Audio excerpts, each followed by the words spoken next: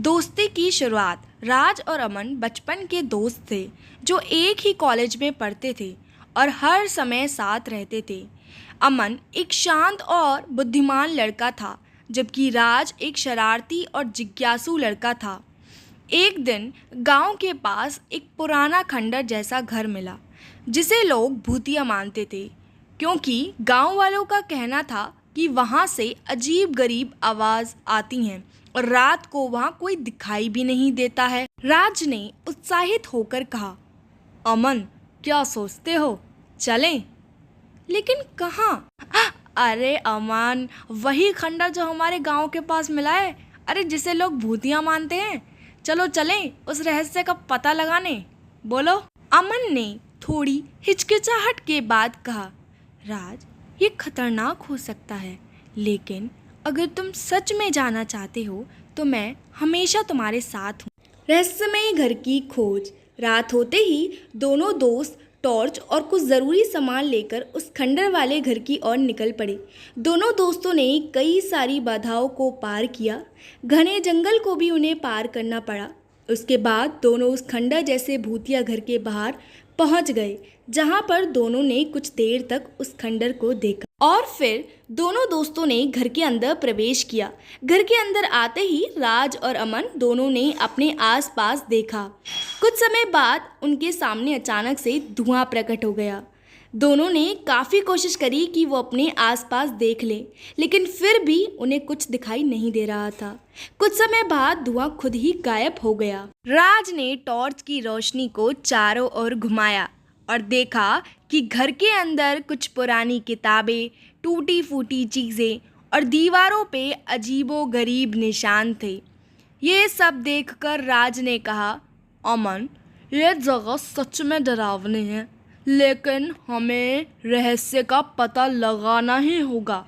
अमन ने कहा, ठीक है राज, हमें ध्यान से हर चीज़ की जांच करनी पड़ेगी, तभी हम इस रहस्य का पता लगा पाएंगे। लेकिन अचानक से दोनों दोस्तों को कुछ अजीबो-गरीब आवाज़ आने लगी, जिस कारण अमन कहता है, राज, हम इन किताबों को ले चलते हैं और कल सुबह तुम मेरे घर आ जाना, फिर इन पर हम जांच करेंगे, इन्हें पढ़ेंगे। क्या सही रहेगा? बोलो। अरे क्यों नहीं, बिल्कुल। और वैसे भी मुझे यहाँ कुछ अच्छा नहीं लग रहा अमन, तो चलो यहाँ से चलते हैं। फिर दोनों दोस्त राज और अमन उस खंडर जैसे घर से बाहर निकल आते हैं और अपने अपने घर चले जाते हैं। सुबह होते ही राज अमन के घर और निकल पड़ता है। जहाँ पर अमन के घर आने के बाद राज देखता है कि अमन पहले से ही किताबों को पढ़ रहा है। जहाँ पर राज बोलता है, अरे अमन, तुम तो पहले से ही पढ़ रहे हो दोस्त इन किताबों को। मुझे लगा तुम्हें इन चीज़ों में दिलचस्पी नहीं है।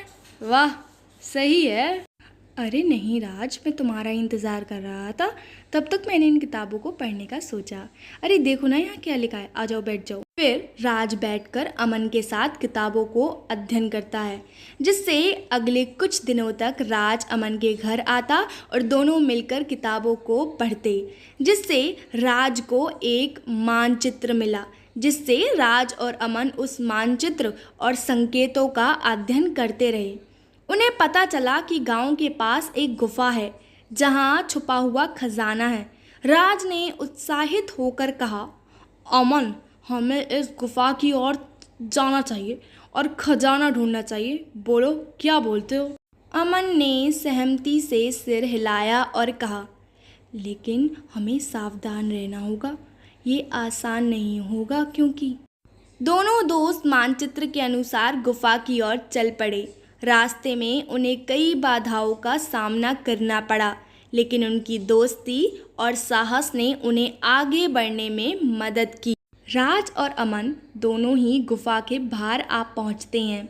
गुफा के अंदर पहुंचकर राज और अमन ने देखा कि वहां कई सारे जाल बिछाए गए थे।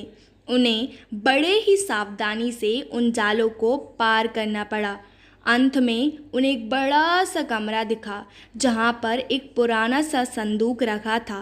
राज और अमन दोनों संदूक की ओर बढ़े, जहाँ पर उन्होंने उस संदूक को खोलने की कोशिश करी। जब संदूक के अंदर देखा तो कई सारे रत्ने सोने चांदी भरे हुए थे। राज ने खुशी से कहा, अमन, हमने इसे ढूंढ लिया। यह हमारा सबसे बड़ा कारनामा है। अमन ने मुस्कुराते हुए कहा, हाँ राज, ये हमारी दोस्ती और साहस का नतीजा है। राज और अमन ने खजाने को गांव में वापस लाया और गांव वालों के साथ उसकी खुशी मनाई। उन्होंने खजाने का उपयोग गांव के विकास के लिए किया, जिससे सभी लोगों का जीवन और भी बेहतर हो गया। और एक बुजुर्ग ने कहा, राज और अमन, तुम दोनों ने मिलकर गांव का भला किया है। तुम्हारी दोस्ती और साहस की मिसाल हमेशा याद रखी जाएगी। तभी अमन बोलता है, नहीं, ये तो हमारा कर्तव्य था और हमारा सौभाग्य कि हमें अपने गांव का विकास करने का मौका मिला, और कुछ नहीं। दोस्तों, ये कहानी सिखाती है कि सच्ची दोस्ती साहस और विश्वास में एक दूसरे के लिए समर्पण होती है। राज और अमन ने अपनी दोस्ती के बल पर न केवल एक बड़ा रहस्य सुलझाया, बल्कि गांव का भी भविष्य सुधारा।